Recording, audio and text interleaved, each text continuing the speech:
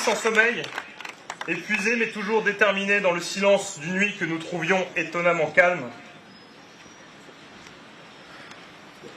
nous avons vu le vrai visage des émeutiers, celui d'assassins. Empêchés d'incendier l'hôtel de ville, symbole de la République, ils ont redirigé leur haine en recourant à un acte ignoble.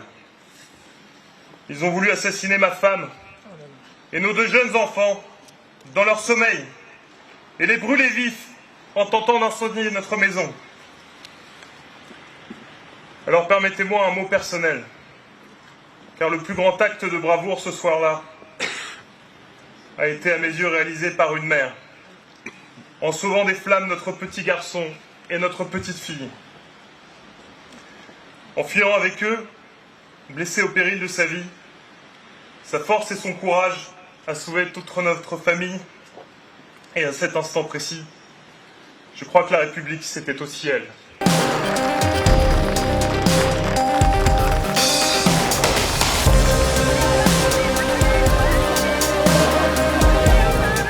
Bon, nous ne perdons pas de vue le point de départ de cette situation et donc l'exigence de justice qui continue d'exister et qui doit continuer d'exister dans cette situation qui a été créée par le meurtre de Nahel.